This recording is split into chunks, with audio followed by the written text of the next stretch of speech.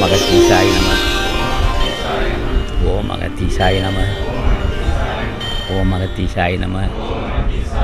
ஓம் அகத்தீசாய நம. ஓம் அகத்தீசாய நம. ஓம் அகத்தீசாய நம. ஓம் அகத்தீசாய நம. ஓம் அகத்தீசாய நம. ஓம் அகத்தீசாய நம. ஓம் அகத்தீசாய நம. ஓம் அகத்தீசாய நம. ஓம் அகத்தீசாய நம. அன்புள்ள பெரியோர்களே, தாய்மார்களே, வணக்கம். 12 முறை நான் நாமத்தை சொல்லியிருக்கிறேன். சொல்லி தான் இந்த நிகழ்ச்சியை பேச ஆரம்பிக்கிறேன். இந்த சங்கம் இந்த அளவுக்கு சிறப்பாக நடப்பதற்கு காரணம், முன் செய்த நல்வினை உள்ள ஞானியர்கள், தொண்டு செய்த தொண்டர்கள் இங்கே கூடினார்கள்.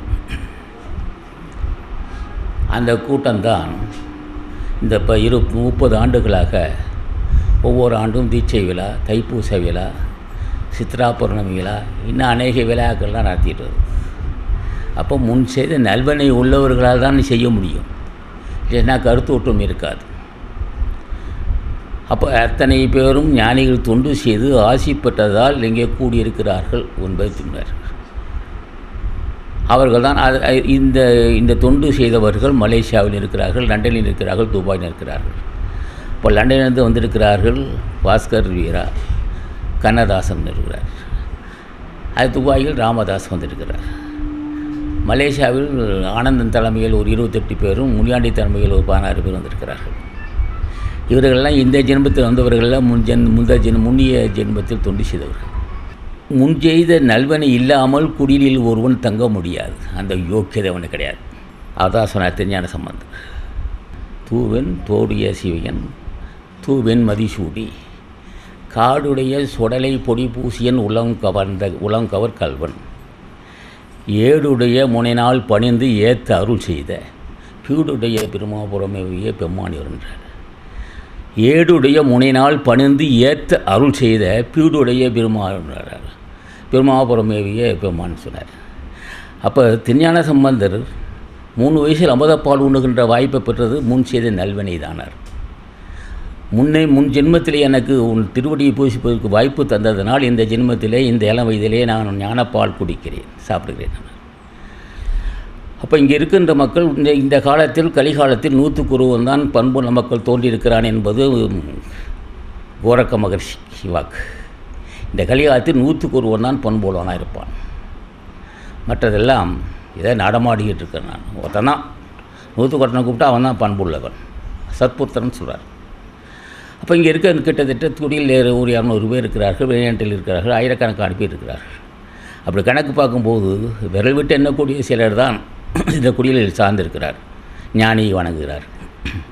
ஞானியை வணங்குவது அப்படி எளிதல்ல. முன்னை நாள் பணிந்து ஏத்த அருள் செய்த தோடுடைய சிவியன் விடையேர் யூர் தூ வெண்மதி சூடி காடுடைய சுடலை பொடிபூசியன் உலங்கவர் கல்வன் ஏடுடைய முனை நாள் பணிந்து ஏத்த அருள் செய்த பீடுடைய பிரம்மா பொறுமையாவிய பொம்மனர். இப்போ பெருமை பொருந்திய திருவாரூர் பிறந்தவர் தான் திருஞான சம்பந்தர். அவர் முன் செய்த நல்வினை காரணமாக தான் அந்த வாய்ப்பு கிடையாது. அவர் போகாத ஊர்களில் பாடாத கோயிலில் அந்த அளவுக்கு மக்கள் தொண்டு செஞ்சார். அந்த தொண்டு செய்வதற்கும் ஆசான் துணை இருந்தார்.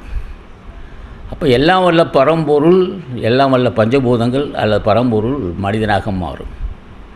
மாறியதில் ஞானபண்டிதரும் ஞானபண்டிதர் சுப்பிரமணியரும் அகத்தியரும். அப்போ அகத்தியர் என்ன செய்தார்? முன் செய்த நல்வினை காரணமாக சுப்பிரமணியர் திருவடியை பூஜை செய்தார். சுப்பிரமணியர் அருள் செய்தார். அகத்தீசருக்கு ஞானம் என்று தந்தார். ஞான வாழ்வு தந்து இனி பெறாமைக்குரிய அந்த உடம்பை சுத்தப்படுத்தி தந்தார். அசுத்தம் நீக்கினார். சுத்த தேகம் தந்து அவருக்கு ஞான வாழ்வு தந்து, நீ சொல்லுக உலகமெங்கும் சென்று செல்லுக உலகமெங்கும் சென்று சொல்லுகினர். இப்போ அகத்தியர் என்ன செய்தார்? சுப்பிரமணியரை அறிமுகப்படுத்தார். முருகா என்று சொல்லினார். அகத்தியர் பல ஆயிரம் ஆண்டுகளுக்கு முன்னே தமிழகத்தில் வந்து பல இடங்களில் சென்று முருகா என்று சொல்லினார். சொன்னாலே அவன் ஞானி ஆவான். முருகா எனவோர் தரமோது அடியார் முடிமேல் இணைத்தார் அருளினர்.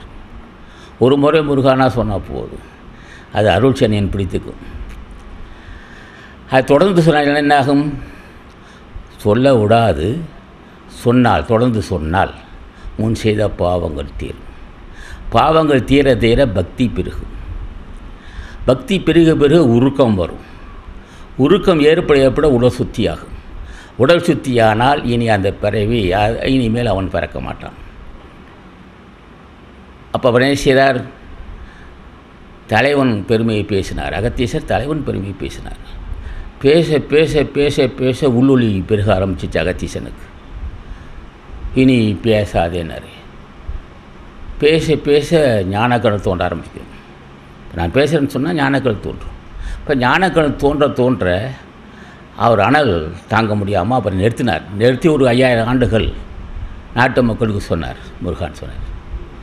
அப்போ சொன்ன வந்தவனால் இன்றைக்கி 9 கோடி மனிதன் காமதேகம் உள்ளவனாக பிறந்த மனிதன் ஆசான் துணை கொண்டு ஞான தேகமாக்கி கொண்டான். ஞான தேகமாக்கி கொண்டதினால்தான் சாக மாட்டான். சாகாத கல்வியை தந்தவர் ஆசான் அகத்தீசர். அவர் பேரிலே சங்கம் வைப்பதற்கு எனக்கு தெரியாது, ஆனால் ஆசானை உணர்த்தினார். அப்போ அவர் என்ன செய்தார்? தலைவன் பெருமையை பேசி அவர் திருவடியை பூஜை செய்தார். அப்போ ஒரு முறை முருகா என்று சொன்னால் அவன் ஜென்மம் கடைத்தட்டப்படும். ஆசான் திருவடியை சிறைமீது வைப்பார். முருகா எனவோர் தரமோது அடியார். நீ கவனிக்கணும், அடியார். ஆசான் திருவடிக்கு பூஜை செய்தவர் அடியார். அவருடைய திருவடியை சுப்பிரமணிய திருவடியை சிறைமீது வைப்பார். சிறைமீது வைப்பதுனா எடைகளை பின்கலியாக வைப்பார். அதான் அர்த்தம். எடை பின் சுழிமனையாக மாறும் ஆசான் திருவடி. எடை பின் சுழிமனையாக மாறும்போது தேக கசடுகள் அற்றுப்போகும். தேக கசடுகள் அற்றுப்போவதற்கு ஆசான் துணையாக இருந்து அருள் செய்வார் அவர். இப்போ நம்ம இங்கே கூடியிருக்கணும் நோக்கம் எல்லாருமும் நல்லபடி அமைய வேண்டும். தான் மேற்கொண்ட தொழில், விவசாயம், வியாபாரம், உத்தியோகம் நல்லபடி அமைய வேண்டும். உலக வாழ்க்கைக்கு தேவையான பொருள் வேண்டும். பொருள் வளமும் இருக்கும், வறுமை இருக்காது. அதே சமயத்தில் வாழ்வதற்கு உடல் ஆரோக்கியம் வேண்டும். கோடிக்கணக்கான பொருள் குவிந்திருந்த என்ன பயன்? உடல் பலகீனமானால் ஒன்று செய்ய முடியாது. இப்போ ஆசான் என்ன செய்கிறார்?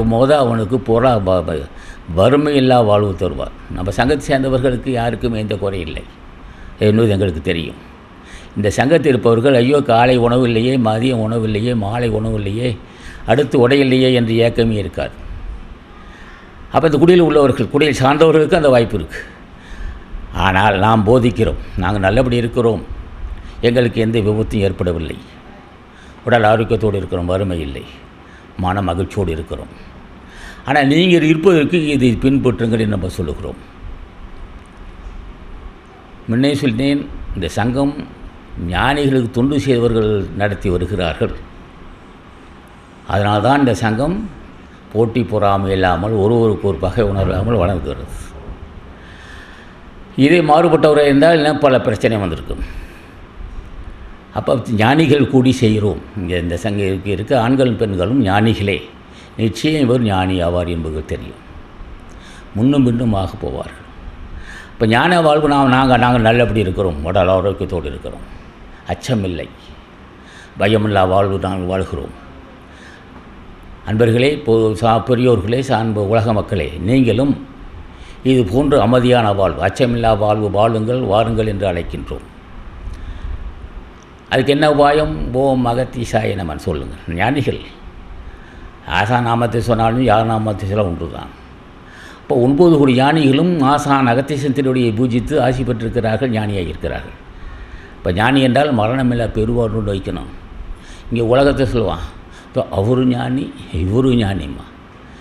ஆனால் ஒருத்தன் வந்து கட்டி பிடிச்சிட்ருப்பான், அவன் தழுவிக்கும். ஞானிகள்லாம் தழுவிக்கிறான்னு.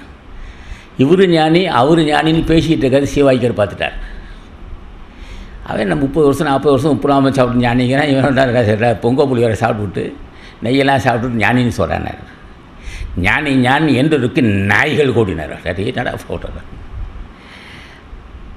ஏடே ஞானி ஆகிறதுக்கு யோகியதை இருக்கட்டா, ஞானி நான் சொல்லிட்டு இல்லை, ஞானி ஆகிறதுக்கு என்ன வைக்கிறேன்? ஒரே ஒரு யோகியதை, ஞானியை திருவடி போய் சிவாய்க்கன் சிவார். சிவவாய்க்கர் திருமூலதேவர் காலாங்கி போகிற கரூர் முனிவர் போன்ற ஞானிகள் திருவடி பற்றினவன் சொல்ல வேண்டும் ஞானி என்று. அவன் சொல்ல மாட்டான். இவன் என்ன செய்யறான், நல்லா 3 நேரமும் நல்லா வயிறு சாப்பிட்டுட்டு ஆள் புளி மூட்டை மாதிரி இருப்பான். புளி மூட்டை மாதிரி போய் நல்லா காரசாரமாக சாப்பிட்டு நெய்யெல்லாம் நெய் பால் தயிரெலாம் போல நல்லா சிறப்பாக சாப்பிட்டுட்டு குண்டு மாதிரி இருப்பான். இவனை ஞானி, அவன் ஞானியுமா இவனை ஞானி வயிற்று வச்சு வந்துடுச்சு வாக்கியனுக்கு. இதை பார்த்து இது கேட்ட உடனே வாக்கியருக்கு கோபம் வந்துடுச்சு. அவர் நேராக சொல்லலை, ஏட்டில் இருந்தார். ஞானி ஞானி என்பதற்கு நாய்கள் கூடினார். தகுதி இருக்கா உனக்கு ஞானின்னு சொல்வதற்கு? யார் திருவடி பற்றி நாய்? எங்கள் வர்க்கத்தை சேர்ந்த திருமூலதேவன் திருவடி பற்றி நாயா? எங்கள் வர்க்கத்தை சேர்ந்த ரோமரிஷி, முதுபெருந்தலைவன் ரோமரிஷி, யாரையோடைய திருவடி பற்றி இருந்தால் அவன் சொல்ல வேணும், அவன் சொல்ல மாட்டான் ஞானின்ட்டு. நீ என்னடா எல்லாம் சேர்ந்துக்கிட்டு இவர் ஞானி அவர் ஞானி, அவரும் மகான் இவரும் மகான். இதில் சில பேர் சமாதி ஆவான் சொல்லிக்கிட்டே இருப்பான். வரப்போகுது சனியம் பிடிக்கிறவனுக்கு என்ன செய்வான், அந்த அவன் செய்த வினை இந்த பூலோகத்தில் வாழ்வதற்கு தகுதி இழந்து விட்டான். அவன் நான் சமாதியாக போகிறேன்பான். என்ன சமாதினா என்ன சின்ன விஷயமா? எல்லாம் வச்சு கல்லெல்லாம் வச்சு மூடி எல்லாம் உள்ளுக்கே இருப்பார். அது வரலும் அவருக்கு மகிழ்ச்சி தான். காற்றோட்டம் இருக்கிற மட்டும் மகிழ்ச்சி தான். வச்சு அடைச்சிட்டான்னா ஒரு சத்தம் கூட வெளியே போக முடியாது. ஒரு சத்தம் வெளியே வராது. துடிச்சு சாவான் அவன். அது சமாதி. அப்படிப்பட்ட இடத்தில் சமாதி பூஜை நடந்துக்கிட்டு இருக்கு. சமாதி அது அல்ல, அது ஜீவ சமாதி.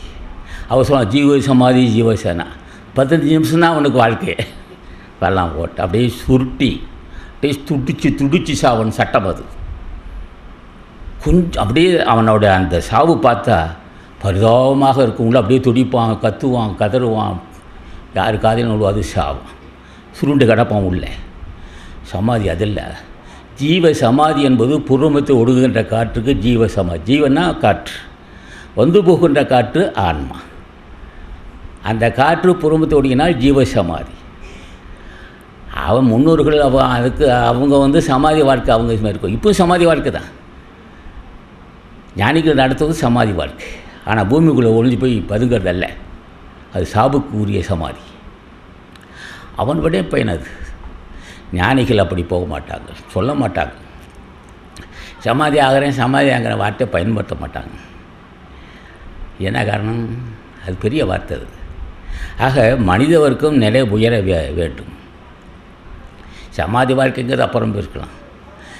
விபத்து இல்லாது, வறுமை இல்லாது, நோய் இல்லாது, பயம் இல்லா வாழ்க்கை. கோடியக்கடியாக குவிந்திருக்கும் பயம் இருக்கும் நெஞ்சத்திலே. என்ன ஆகுமோ ஏதாகுமோ. நம்ம அன்பருக்கும் சிலருக்கு அப்படி இருக்கலாம். ஆனால் பயப்படாத என்று சொல்வதற்கு ஞானிகள் குவிந்திருக்கிறார்கள். கோடான கோடிய ஞானிகள் அஞ்சேல் என்ன சொல்ல காத்துக்கிட்டு இருக்கிறார். பயப்படாதே நான் இருக்கேன்னு சொல்லுவார். நேராக சொல்ல மாட்டார். எவன் ஒருவன் ஞானிகள் சிவாய்க்கரையோ அல்லது ராமலிங்க சாமியோ மாணிக்க வாசகனையோ திருநாவுக்கரசு ஞானிகள் அகத்தியசனம் போன்ற ஞானிகள் சொல்லுகிறவனுக்கு அச்சமில்லை, காப்பாற்றப்படுவான். உன் செய்தி வினையும் தீரும், மன அமைதி இருக்கும். மன அமைதியோடு மட்டுமில்லாத உடல் ஆரோக்கியம் இருக்கும், நீடி ஆயுளும் இருக்கும். அந்த ஜென்மத்தில் வாசப்படலாம், அல்லது மரணமில்லா பேர் வாழ்க்கை வைக்கிறான், இல்லாது அடுத்த ஜென்மமாக இருக்கும். ஆனால் நிச்சயம் கை கூடும் அவர்களுக்கு. ஞானியை என்ன கேட்கணும்? ஞானியை இப்போ எல்லாரும் இப்போ ஆசானை வணங்குகிறார்கள். என்ன கேட்க வேண்டும்? அடிமை உன் திருவடிக்கு தொண்டு செய்ய அருள் செய்ய வேண்டும். அடிமையை உன் திருவடிக்கு தொண்டு செய்ய வாய்ப்பு தர வேண்டும். அடிமையாக ஏற்றுக்கொள்ள வேண்டும்.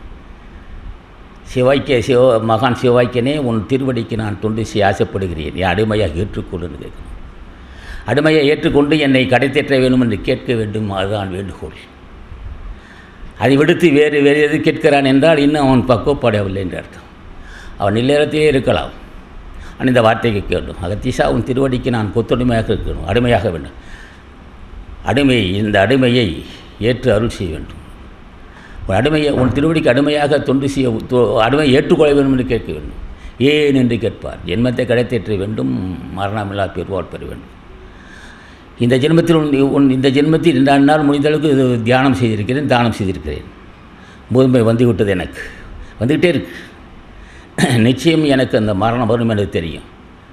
ஆனால் இனி பிறவியில் எடுக்கும்போதே என்னுடைய உணர்விலும் உணர்ச்சியிலும் கலக்கும். நான் குழந்தை பருவமாக இருக்கும்போது என்னை சார வேண்டும். இந்த வேண்டுகோள் முதுமரும் தெரியும், சாவு வரதான் போகுது.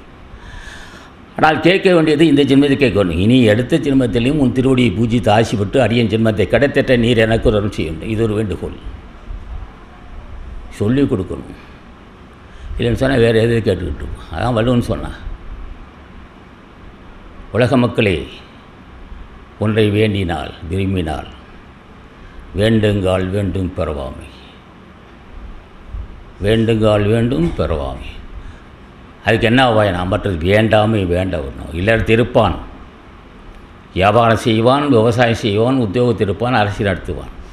சிந்தையில் மட்டும் ஞானிகளுடைய நாமம் இருக்கும். இதையெல்லாம் பொய் என்று எனக்கு உணர்த்தி விட்டாய்.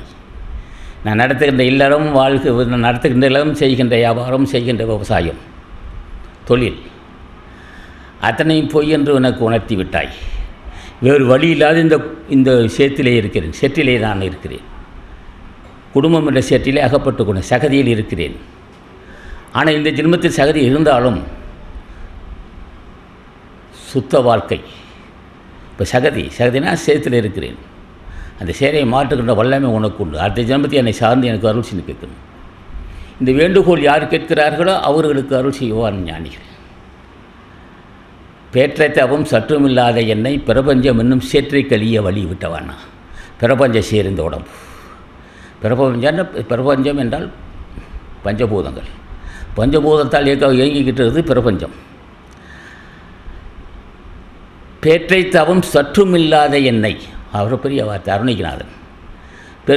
பேற்றை தவம்னா பெருமைக்குரிய தவம். கொஞ்சம் கூட தகுதி இல்லை, தகுதியான தவம் செய்யலை, சற்று தவமே செய்யலை. நான் என்னடானா உன் பெருமை பேசிக்கிட்டு இருக்கிறேன். பேற்றைனா பெருமைக்குரிய தவம் சற்றுமில்லாத என்னை பிரபஞ்சம் என்னும் சேற்றை கழிய வழி விட்டவா. இந்த பிரபஞ்சம் சேர் இந்த உடம்பு. அப்போ இந்த உடம்பை கூட தான் நான் வாழ்ந்தாகணும். அந்த சேரை கழிய வழி விட்டவா. இந்த சேரு நீங்குவதற்கு அருள் செய்தவன் சொன்னார். அப்போ அந்த சேரு தலைவன் ஆசையாக தான் நீங்கும். சேரு அந்த சகதி. இப்போ மழை பஞ்சம் சேரில் சகதி பார்த்துக்கிருக்குல்ல, எங்கே பார்த்தா சேர் இருக்கும். அப்போ இந்த இல்லறம் இந்த உலகம் என்ற சகதியை நீக்கியவா, கழிய வழி விட்டவா. அப்புறம் ஈசன் பெருமை பேசுவார், செஞ்சடா அடவி மேல்பார். ஆக ஞானியின் சுப்பிரமணியர் திருவடியை பற்றுகின்றவனுக்கு பிரபஞ்ச சேர் நீங்கும். பிரபஞ்ச சேர் என்பது இந்த உடம்பு, காமதேகம். பெண் ஆணு கூடியெடுத்த தேகம். குளிக்காவிட்டால் ஒரு வாரம் குளிக்க. இவன் ஞானி, அவன் ஞானி, அவன் ஞானி, அவர் மகா ஞானி, இவன் என்ன 4 நாளைக்கு குளிக்காவிட்டால் கிட்ட நெருங்க முடியாது. அவ்வளோ பெரிய ஞானி அவர். குறை சொல்லவில்லை, தேகத்தை அமைப்பது. அப்போ பிரபஞ்ச சேரை நீக்கும் வல்லமே ஆசான் ஞானபண்டிதனுக்கு உண்டு, ஆசான் அருணகிரிநாதருக்கு உண்டு, ஆசான் அத்திரி மகரிஷிக்கு உண்டு, ஆசான் அகத்தீசனுக்கு உண்டு, ஆற்றல் பொருந்திய புஜண்ட மகரிஷிக்கு உண்டு, அன்பு பொருந்திய திருமதேவனுக்கு உண்டு. இப்படி யாரேனும் ஞானிகள் திருவடி பற்றாமல் என்ன கேட்க வேண்டும்? அடியேனுக்கு அடியேன் தினமும் திருவடி பூசிப்பதற்கு ஆசி தர வேண்டும் என்று கேட்க வேண்டும். இப்படி அடிக்கடி தொடர்பு கொள்ள வேண்டும். பல பிரச்சனை இருக்கலாம், வாழ்க்கை இல்லாமல் இருக்கா, பல பிரச்சனை இருக்கும். ஆனால் சிந்தை தலைவன் திருவடி இருக்கணும். காலையில் நாமத்தை சொல்ல நினைக்கிறேன், முடியலை, விட்டாதே. நேற்று காலையில் உன் திருவடி நினைத்தேன், வாய்ப்பில்லை. இன்றும் நினைக்கிறேன், இனமும் நினைக்கிறேன், தினமும் நினைக்கிறேன், நினைக்கிறதுக்கு அருள் செய்ய கேட்கிறேன். தினமும் திருவடியை நினைத்து பூசிக்க ஆசைப்படுகிறேன். என் செய்த வினையோ என்னை தடுக்கிறது. அந்த வினையெல்லாம் உடைத்திருந்து உன் திருவடியை தினம் பூசித்து ஆசி பெற நீர் அருள் செய்ய வேண்டும் என்று கேட்க வேண்டும். ஞானியாவதுக்கு இதான் அருள். இப்படியெல்லாம் ஆயிரக்கணக்கான லட்சக்கணக்கான முறை கேட்டு நாக்கு தட்டி பெறும்படி கேட்டவன் ஞானியாவான். இதை விடுத்து அவர் ஞானி இவர் ஞானி என்றால் ஒருவருக்கு ஒரு கட்டைத்தெளிவு கொடுப்பேனம் என்று தான் சொல்லுவான். அவர்கள் மீது குறையில்லை, தக்க ஆசான் இல்லை. தக்க ஆசான் தேவையில்லை. அகத்தீச நாமத்தை சொன்னாலே போகுது. உலக மக்களுக்கு இது ஒரு வழி. ஆசானை தேடி அலையாதே. மந்த புத்திக்காரனாக இருப்பான், ஆனால் தோட்டத்தை கண்டு மயங்கிடாதே. ஞானி போல் இருப்பான், ஞானி எல்லாவன். அவர்களாம் இப்படி எல்லாம் உத்தரத்தை கொட்டை நெத்திய பட்டம் போட மாட்டாங்க. அது தேவையில்லை. காலனை வென்ற கருத்தறிவாளருக்கு கோலங்கதை கடி கோதம்பாயினார். யமனை வல்லுகின்ற வல்லவனுக்கு ஏன்டா இந்த நெத்தியில் பட்ட கட்ட தேவை? ஆனால் வைக்கக்கூடாதுன்னு சொல்லலை. அவர்கள் அதை விரும்ப மாட்டார்கள். இந்த ஆடம்பர வாழ் இதெல்லாம் மக்களை கவருவது இருக்குது. கூட்டம் காதல் கொண்டாலும் கவுத்து கம்பட்டாலும் கண்டாலும் அது என்னென்னமோ வச்சுருப்பான், என்னென்னமோ இருக்கும். ஆனால் ஒன்று மட்டும் இருக்காது, ஞானி குரு அருள் வேண்டும்னு நினைப்பு மட்டும் இருக்காது. காதில் கொண்டு வந்து தலா ஜடா முடிகள் நெத்தியில் வட்ட உத்தரத்தை கொட்ட அது இதுன்னு பார்த்தா எதோ இருக்கும், ஒன்றே ஒன்று இருக்காது. குரு அருள் வேண்டும் என்றே நினைக்க மாட்டான். அந்த குருவும் முதுகுரும் தலைவனாக இருக்கும்னு நினைக்க மாட்டான். அப்படி உள்ளவன் தான் ஜென்மத்தை கடைத்திட்ட முடியும். சொல்லித்தர வேண்டும். அதான் வேண்டுங்கால் வேண்டும் புறவாம். அச்சமில்லா வாழ்வது. ஆசியை பெற்றவன், அகத்தீசன் ஆசி பெற்றவனுக்கு அச்சம் இருக்காது. எதிலையும் அஞ்ச மாட்டான். அச்சமில்லா வாழ்வு. சார்ந்திருப்ப சொல்வது. பெரியவர்கள் துணை இல்லாமல் ஒருவனுக்கு இந்த வாய்ப்பு என்ன? மன தூய்மை செய் வினை தூய்மை இரண்டும் இனம் தூய்மை தோவர் நாம் வள்ளுவன். மன தூய்மை பிறவி துன்பத்து ஒழிப்புக்கு என்ன வேணும்னு கேட்டான். இதெல்லாம் தேவையில்லை, நேற்றில் பட்ட தேவையில்லை. மன தூய்மை செய் வினை தூய்மை இரண்டும் இன தூய்மை தூவாவர். மன தூய்மை பிறவி ஒழிப்பதற்கு ஒரே மார்க்கம் மன தூய்மை. அப்போ அந்த மன தூய்மை என்பது என்னன்னு கேட்டான். அவாயுண்மை மன தூய்மை. அப்போ ஆசை இல்லாதவன் மனம் தூய்மையாக இருக்கும். மனம் தூய்மை செய்வினை தூய்மை. தூய மனமும் செயலும் தூய்மையாக இருக்கும் என்றால் நல்ல ஒரு தொடர்பு இருக்கணும்னு சொன்னான். இப்போ நல்ல ஒரு தொடர்பு யாருன்னு பார்த்தேன். தேவையில்லாத தாராளமாக பெரியவர்கள் இருக்காங்க. காலையில் எழுந்திரிச்சோடனே வணங்குறோம். ஆசான் பூஜை மகரிஷியோ போக மகரிஷியோ திருமலரையோ காளாங்கி போகர் கரூர் முனரையோ அது ராமலிங்க சாமியோ திருநாவுக்கரசோ பூஜை செய்கிறோம். பூஜை செய்ய ஒருவருக்கு தூய மனம் வரும். நம்ம வணங்குகின்றவன் தூய்மையானவன், நல்லவன், வல்லவன், கேட்டதெல்லாம் தரக்கூடிய வள்ளல் பெரியோர் திருவடியை பூசிப்பவருக்கு மன தூய்மை வராதான் செய்யும். தூய்மை இருக்கும். மன தூய்மை செய்வினை தூய்மை இரண்டும் இனம் தூவை துவா வரும். சார்ந்திருக்க மக்களுடைய அன்பின் காரணமாக அன்பு காரணம் அவருடைய தயவை பெறுகிறோம். இப்போ பதஞ்சலி முனிவர், வியாக்கிரபாதர், அருணகிரிநாதன், அத்திரி மகரிஷி, ரோமரிஷி, சேக்கிலார் பெருமான் இவர்களெல்லாம் தூய்மையானவர்கள். அப்போ அவர்களோடு தொடர்பு கொள்ளும்போது மன தூய்மை ஞான வாழ்வுக்கு துணையா இல்லை இல்லறத்துக்கும் துணையா? மன தூய்மை இருந்தால் தான் மனம் தூயார்க்கு எச்சன் என்றாகும். மனம் தூயார்க்கு எச்சன் என்றாகும். இனம் தூயார்க்கு இல்லை நன்றாகா வினை. மன தூய்மை இருந்தால் எல்லா காரியமும் செய்வான். அப்போ ஒருவனுக்கு தூய மனம் உள்ளவனோட திருவருப்பட்டு இல்லாமல் தூய மனம் வராது. அப்போ தூய மனம் இல்லறத்துக்கும் அவசியம், வியாபாரத்துக்கு அவசியம். தூயமான வியாபாரத்தை இருந்தால் பிரச்சனை தான் வரும். தூயமான இருந்தால் என்ன பிரச்சனை வரும் இல்லையா? ஆக அதுலேயும் ஓரளவுக்கு நடுநிலையாக இருக்கலாம். அப்போ மனம் தூயார்க்கு எச்சன் என்றாகும். தூய எச்சம்னா நன்மையை சார்ந்திருக்க அனைத்தும் நன்மையாக வரும். தன்னை சார்ந்திருக்க அத்தனையும் தனக்கு சாதகமாகவே இருக்கான்னு மனம் தூயார்க்கு எச்சன் என்றாகும். எஞ்சியது ஏன் தூயார்க்கு இல்லை நன்றாகவன் நல்ல மக்கள் தொடர்பு கொண்டார். அதுக்கு என்ன செய்கிறார் ஆசான்? இப்போ நான் இருக்கிறேன் என்றால் முன் ஜென்மத்திலே ஆசான் திருவடியை பட்டுவதற்கு வாய்ப்பு தந்திருக்கிறான். ஆசான் திருவடி, ஆசான் ஞான பண்டிதன் அகத்தீசன். அவருடைய திருவடியை பற்றியதால் என்ன இங்கே இருக்க அத்தனை பேரும் தூய தொண்டராமன். இடுதலை சற்றும் கருதேனை போதமிலேனை அன்பால் கெடுதலில்லா தொண்டரில் கூட்டியவா. இடுதலை சற்றும் கருதேனை. கொடுக்கக்கூடிய மனசு எனக்கு கொஞ்சமே இல்லை. அப்போ கொடுக்கக்கூடிய மனசுல தான் ஞானி ஆவான். ஆனால் விடாது செய்த பாவம் என்ன செய்யும்? லோபியத்தரத்தை உண்டாக்கிடும்.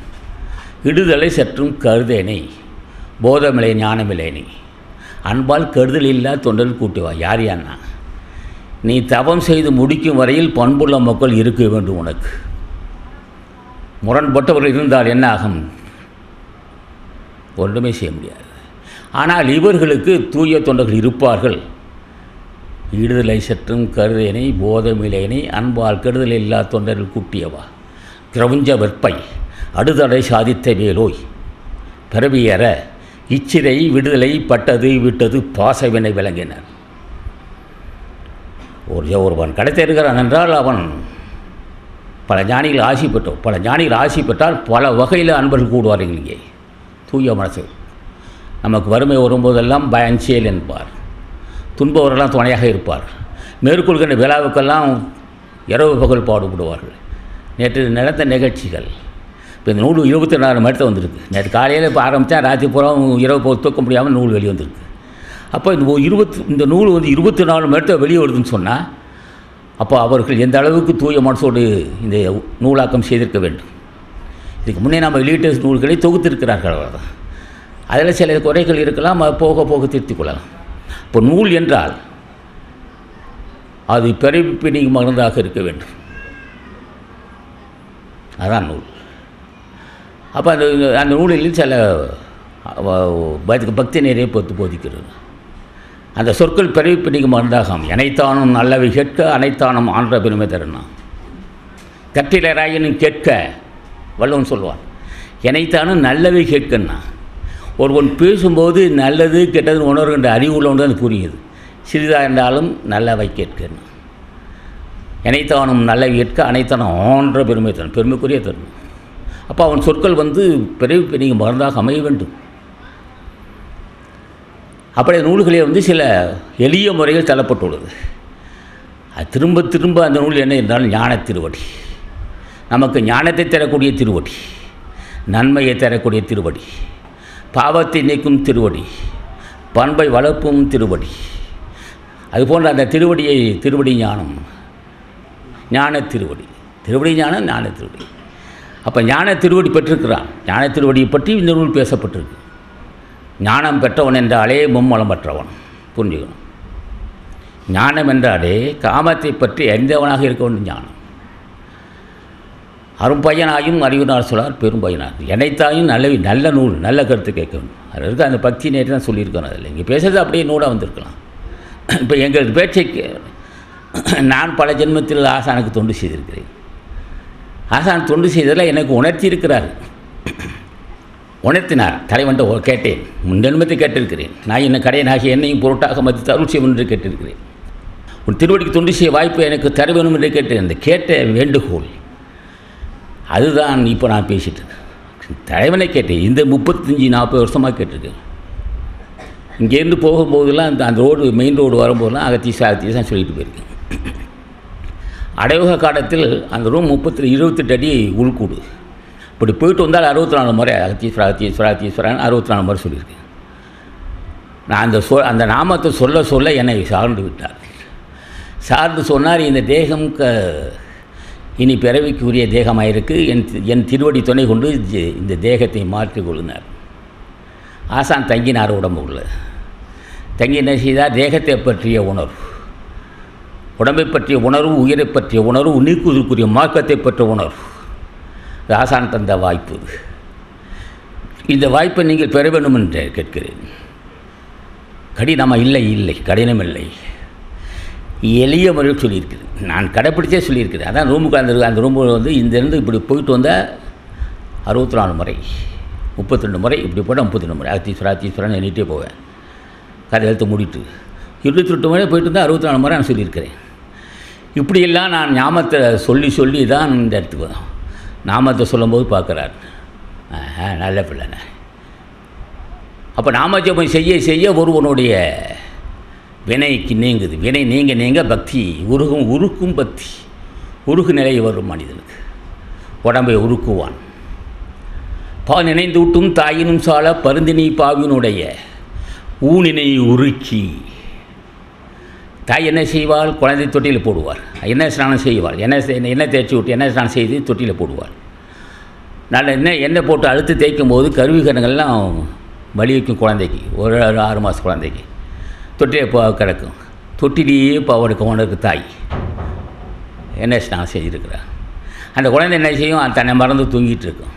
ஐயோ, 1 மணி நேரம் ஆச்சே, தொண்டையெல்லாம் வறண்டு போகுமேன்னு தாய் நினைப்பாளாம். பால் நினைந்து விட்டும் தாயினும் சால பருந்தினி பாவினுடைய ஊனினை உருக்கி. அப்போ தாய் என்ன செய்வா, தொட்டியில் இருக்கப்பா ஒரு மணி இப்போ குழந்தை நேரம் ஆச்சு தொண்டை வறண்டு போகும் என பால் கொடுப்பாள். அதை விட கருணை கொண்டுனார். தாய் எல்லைக்குட்பட். இப்போ தாய் பால் இல்லைட்ட என்ன செய்வா, பால் வற்றி விட்டது. ஆனால் வற்றாத பாக்கியம் ஆசானுடைய அருள்பால். பால் நினைந்தூட்டும் தாயினும் சால பருந்தினை பாவினுடைய ஊனினை உருக்கி உள்ளொளி பெருக்கினார். இந்த ஊனை உருக்கி விடுவார்கள். நமக்கே தெரியாது ஊன் போய்கிட்டு இருக்கு. நம்மை வஞ்சிக்கிட அல்லது பிறவிக்கு காரணமான ஊனனை உருக்கி விடுவார்கள். மூடகள் தோன்றி ஊனினை உருக்கி உள்ளொளி பெருக்கி உழைப்பில் ஆனந்தமாய கலக்கமில்லாத ஆனந்தமாய தேனினை சொரிந்து புறம் புறம் திரிந்த செல்வமே சிவருமானி யானுனை தொடர்ந்து சிக்கனை பிடித்தேன் எங்கெழுந்தருளினர். சிக்கனை பிடித்தேனார், தொடர்ந்து போனார். தொடர்ந்துங்கிற வார்த்தை பெரிய வார்த்தை. ஒரு நாள் இரு நாள் அல்ல, ஒரு வாரம் இரு வாரம் அல்ல, ஓராண்டு ஈராண்டு அல்ல, பல ஆண்டுகளார் தொடர்ந்து சிக்கனை பிடித்தேன் எங்கெழுந்தருளினர். அப்போ என்ன செய்ய வேண்டும்? இந்த துறையில் வருகின்றவன் தொடர்ந்து தொடர்பு கொள்ள வேண்டும். ஏதோ நாம ஜெபம் செய்தால் போதாது. எதை கேட்க வேண்டுமோ அதை கேட்க வேண்டும், கேட்டுக்கொண்டே இருக்க வேண்டும். சீசனாம் என்ன தெரிந்தாலும் மௌனம் சொல்வார். சிற்றெரும்பு உரையிலே குளித்தால் போல் மௌனம் சொல்வார். அவர் வந்து நல்லபடி இவன் சேருவான். சரி, முன் ஜென்மத்தை ஆசானுக்கு தொண்டு செஞ்சிருக்கான், ஞானிக்கு தொண்டு செஞ்சுருக்கான்.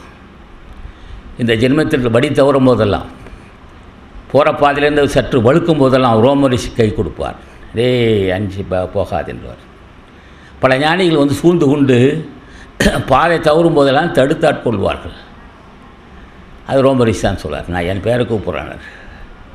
என்னை ஆசானாக ஏற்றுக்கொள், உன் பிறவி துன்பத்தை உடைத்து தருகிறேன். என்னை ஆசானை ஏற்றுக்கொள், உமக்கு ஞான வாழ்த்து தருகிறேன். என்னை ஆசானை ஏற்றுக்கொள், என் ஆசானை ஏற்றுப்பார். உன் அகமும் புறமும் இருந்த வழிநடத்தி செல்வேனார் ரோமரிஷி.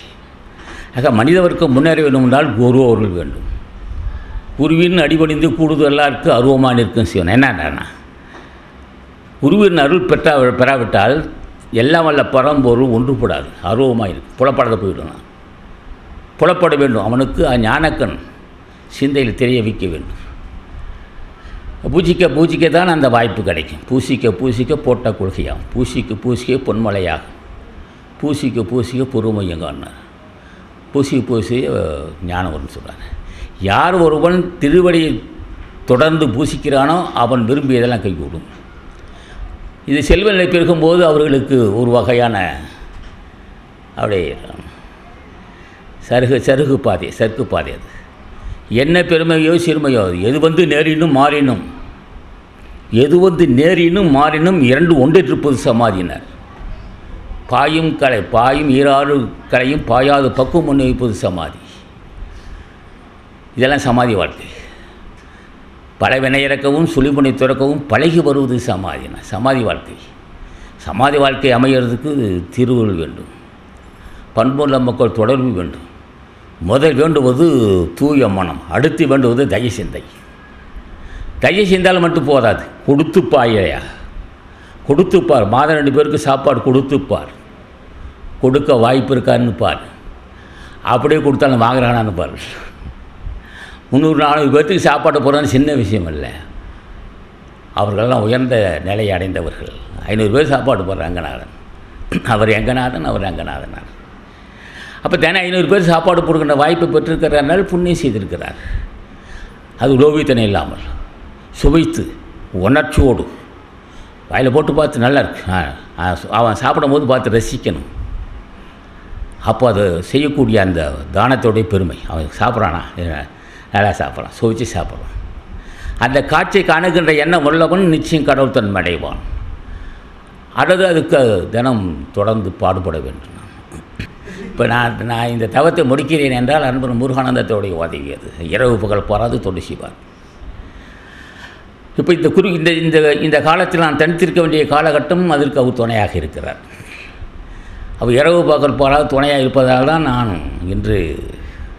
நான் ஞானி அல்லது நிலை உயர்ந்தவன் என்று நான் வெளியே வருகிறேன் என்றால் அன்பர் முருகானந்தத்தினுடைய உழைப்பை, சரியாத உழைப்பு. இது முன்ஜென்மத்தில் செய்த புண்ணியம். கரூர் முனிவர் கேட்டீர், இப்படியெல்லாம் நிலைமை இருக்குது, நான் தான் முன்னோடி இருக்கிறேன் என்றார். யாரை அவர் என்று கேட்டேன். நான் முருகானந்தமாக மாறிவிட்டேன் என்றார். தாய்மை குணம் அது. தலைவனாக அனுப்பப்பட்டிருக்கிறார். தலைவனாக அனுப்பப்பட்டவரிடம் எது சில குறை இருக்கலாம், அதை பற்றி நான் லட்சியம் செய்யவில்லை. அது மனித இயல்பு ஒன்று போவேன். அப்போ அவர் இதுவும் தவறு செய்யவில்லை. அப்படி தவறு செய்தாலும் செய்ய மாட்டார் என்பது தெரியும். செய்தாலும் அதை ஏற்றுக்கொள்வேன். அது அவருக்கு அவர் என்னை ஒரு நேரத்தில் பிள்ளையாக பாவித்து என்னை காப்பாற்றுகிறார். ஒரு நேரத்தில் அவரே நான் பிள்ளையாக பார்த்து பாதுகாப்பு தருகிறேன். இதான் குரு சிஷ்ய பாரம்பரியம். ஆக ஜென்மத்தை கிடைத்தட்டு விரும்புகிறவர்கள் ரகசியமாக பூஜை செய்ய வேண்டும். அல்ல, அது மட்டுமல்ல, சத்தியமாக சொல்கிறேன், உன் கையால் 2 பேருக்கு சாப்பாடு கொடுத்துப்பார். வாய்ப்பு இருக்கா என்றிருப்பார். அதை அந்த வாய்ப்புக்கு தடவன் தர்றானா என்றிருப்பார். என்னடா இவ்வளோ பிரச்சனை, இப்போ 2 பேர்த்துக்கு இப்படி சொல்கிறான், செஞ்சுப்பார். வாய்ப்பு இருக்கான்னுப்பார். கொடுக்க மனசு இருக்க வேண்டும். அப்படியே மனம் இருந்து கொடுத்தாலும் வாங்குவதற்கு ஆள் வேண்டும். அப்படி கொடுக்கும்போது அவன் சாப்பிட்றதை கண்டு ரசிக்க வேண்டும். அந்த பக்குவம் தலைவன் ஆசி இல்லாமல் வராது.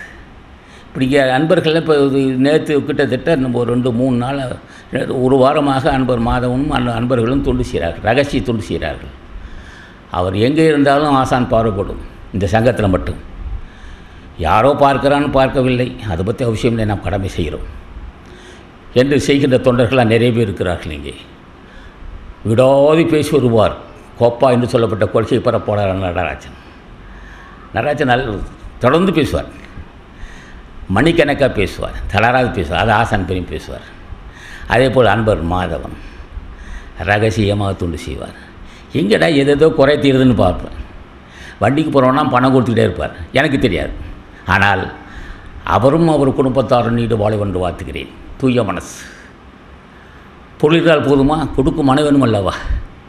கொடுக்கும் மனம் தலைவன் திருவுள் இல்லாமல் வருமானு கேட்டேன். யாரடாதவன்? பொருள் உதவி செய்கிறவன், என்னதானா செய்வன், என்னடா யோசிச்சு வந்துச்சு. திருவுள் துணை வேண்டும். திருவுள் துணை இல்லாமல் அந்த மனசு வராது. அது வாய்ப்பு கிடைக்காதவனுக்கு. தெருளாதான் மெய்ப்பொருள் கண்டற்றால் தேரின் அருளாதான் செய்யும் அரணா வள்ளுவன். தெளிவில்லாதவன் ஒரு பொருளை அறிய முடியாது. கண்ணில்லாதவன் ஒரு பொருளை காண முடியாது. தெருளாதான் மெய்ப்பொருள் கண்டற்றால் தேரின் அருளாதான் செய்யும் அறம். அருள் இல்லாதவன் அறம் செய்ய முடியாது. என்ன காரணம்? அந்த இதயத்தில் ஐயோப்பா இவ்வளோ கலப்பாக இருக்கிறான். அவன் சாப்பிட்றத கண்டு ரசிக்கிறான். அவன் ரசிக்கிறவன் மனிதனா கடவுளா என்று கேட்டேன் ஒரு நாள். கடவுள்டா அவன் மனிதன் அல்ல. தன் கையால் உணவு கொடுத்து அவன் உண்டு ரசிப்பதை கண்டு ரசிக்கிறான்.